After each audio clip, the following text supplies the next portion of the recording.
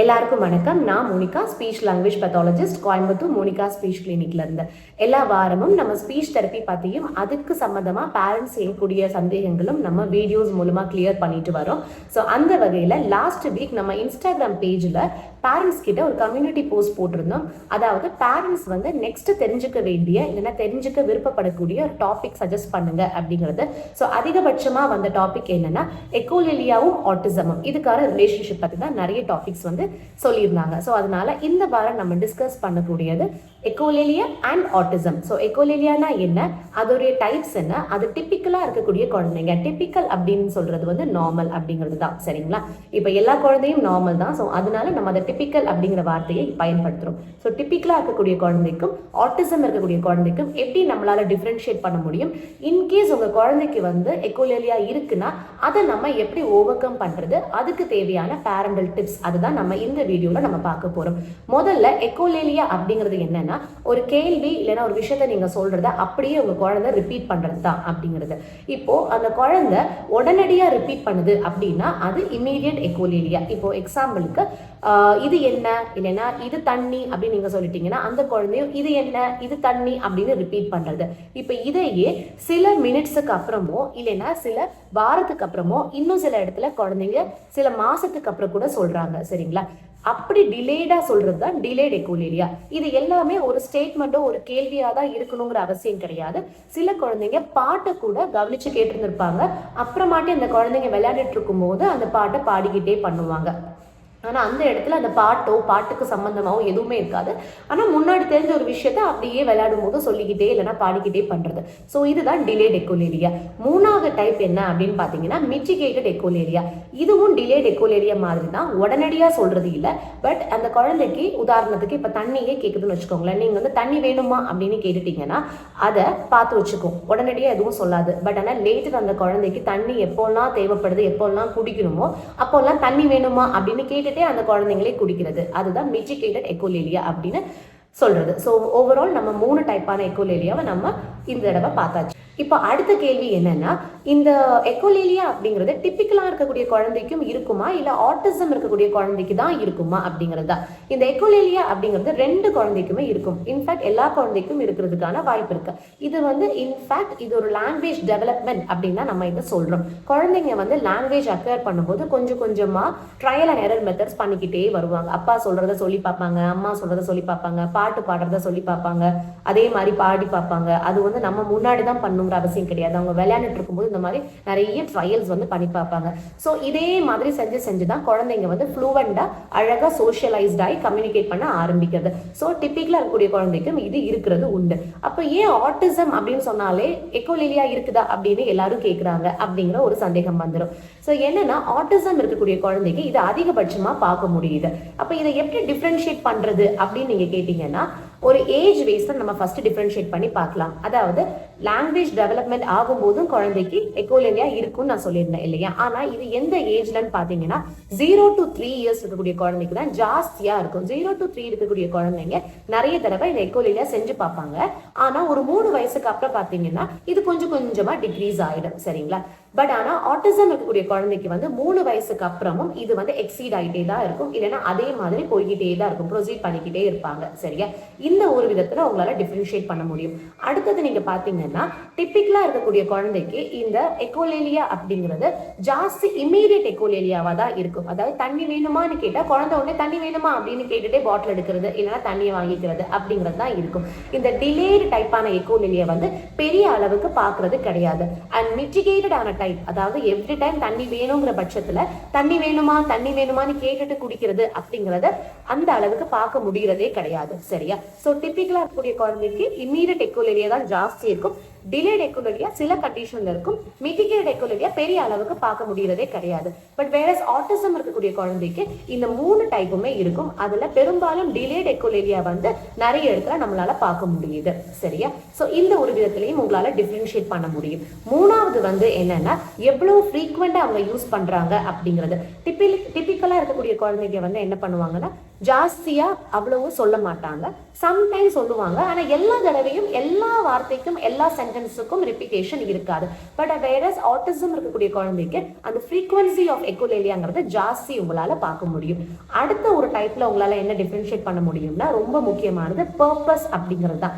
இப்போ ஆட்டிசம் இருக்கக்கூடிய குழந்தைக்கு அந்த பர்பஸ் என்னவா இருக்கும்னா ஏதாவது ஒரு விதத்துல நம்ம கம்யூனிகேட் பண்ணணும் அப்படிங்கிறது தான். அவங்களுடைய வொக்காபுலரிஸ், அதாவது வார்த்தைகளே ரொம்ப கம்மியா தான் இருக்கும். அப்ப தெரிஞ்ச வார்த்தைங்க இல்லைன்னா அவங்க ஓவர் ஹியர் பண்ண, அதாவது அப்பா அம்மா இல்லைன்னா யாராவது பயன்படுத்தின வார்த்தையை வச்சாவது நமக்கு தேவையான நீட்ஸை நம்ம பூர்த்தி பண்ணிக்கணும். இல்லைன்னா எல்லாரும் பேசுறாங்க, ஸோ நம்மளும் எப்படியாவது இன்ட்ராக்ட் பண்ணணும் அப்படிங்கிறதுக்காக ஆல்ரெடி கேட்ட ஒரு விஷயத்த வந்து அவங்க சொல்றது. அதனாலதான் சொன்னேன் டிலேட் எக்கோலேலியா அவங்களுக்கு ஜாஸ்தி இருக்கும் அப்படிங்கிறது. ஸோ இதுதான் அவங்களுடைய பர்பஸா இருக்கும்.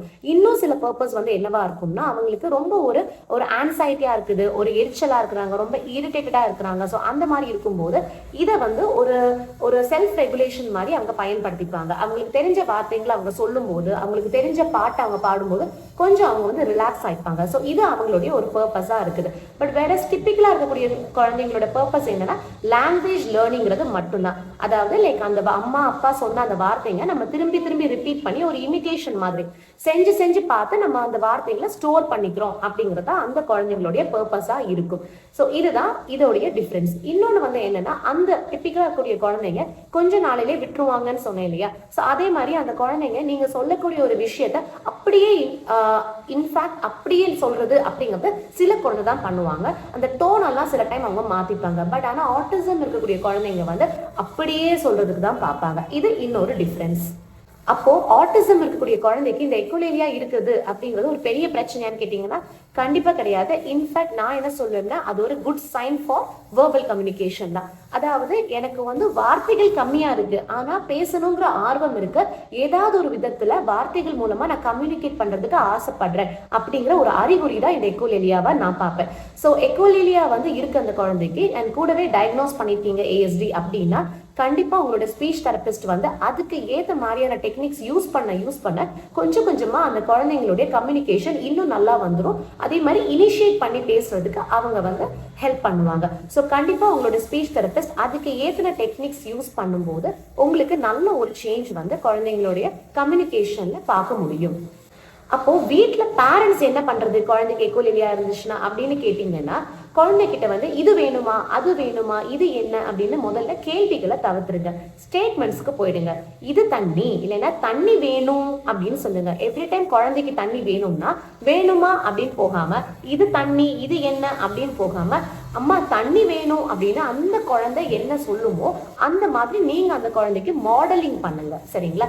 ஸ்டேட்மெண்டா போய் மாடலிங்கா நீங்க பண்ணும்போது குழந்தை அதை கேட்டு எவ்ரி டைம் அந்த குழந்தைக்கு தேவைப்படும் போது அம்மா பசிக்குதுமா தண்ணி வேணுமா அப்படின்னு அந்த குழந்தை நீங்க சொல்லி கொடுத்ததை சொல்ல ஆரம்பிச்சிடுவாங்க. ஸோ அது ஒரு டெக்னிக், அது பேர் தான் மாடலிங். ரெண்டாவது டெக்னிக் என்னன்னு பாத்தீங்கன்னா அது பாசஸ் கொடுக்கறது. ஒரு கேள்வியை நீங்க கேட்டுட்டு வார்த்தையை மட்டும் சொல்லிடணும். உதாரணத்துக்கு சாப்பிடுறியா அப்படின்னு நீங்க கேட்டீங்கன்னா சாப்பிடுறியா ஆமா அப்படின்னு சொல்லிட்டு ஸ்டாப் பண்ணிருங்க. அந்த மாதிரி பாசஸ் கொடுக்கும்போது கொஞ்சம் கொஞ்சமா குழந்தையுமே ஆமா அப்படின்னு சொல்லிட்டு அதுல இருந்து டேக் ஆஃப் பண்றதுக்கு ட்ரை பண்ணுவாங்க. சரிங்களா? இன்னொரு எக்ஸாம்பிள் என்னன்னா இது என்ன அப்படின்னு நீங்க கேட்கறதுக்கு பதிலா இது என்ன இது அப்படின்னு சொல்லிட்டு ஒரு பாஸ் பண்ணிடுங்க. அதுல இருந்து அந்த குழந்தை கண்டினியூ பண்ணிப்பாங்க. அந்த குழந்தைக்கு தெரிஞ்ச வார்த்தையா இருந்தா. இல்ல அந்த குழந்தைக்கு இது என்னன்னு தெரியாது அப்படின்னா நீங்க இதுன்னு சொல்லி ஒரு பாஸ் கொடுத்துட்டு அது என்னங்கிறத சொல்லிடுங்க. அப்போ அந்த குழந்தையும் இது கிளிப், இது தண்ணி, இது ஆப்பிள் அப்படின்னு அந்த பாஸோடையே அந்த இது அப்படிங்கிற வார்த்தையோடய கண்டினியூ பண்ணிப்பாங்க.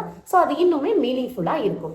அடுத்தது ஸ்கிரிப்ட் மாதிரி நீங்க போய்க்கலாம். அதாவது எப்போல்லாம் கதவு இருக்கோ அப்பெல்லாம் அம்மா கதவு துற அம்மா கதவு துற நீங்க அந்த ஸ்டேட்மெண்ட்டை ரிப்பீட் பண்ணிக்கிட்டே இருக்கீங்களோ குழந்தை அதை கேட்டு பார்க்கும்போதெல்லாம் அம்மா கதவு துற அம்மா கதவு துற அப்படின்னு சொல்லி போய்ப்பாங்க. இதுல நீங்க ஈவன் விஷுவல் கார்ட்ஸ் கூட நீங்க யூஸ் பண்ணிக்கலாம். அடுத்தது என்னன்னு பாத்தீங்கன்னா நீங்க அவங்க சொல்லக்கூடிய ஒரு விஷயத்தை எக்ஸ்பேண்ட் பண்றீங்க.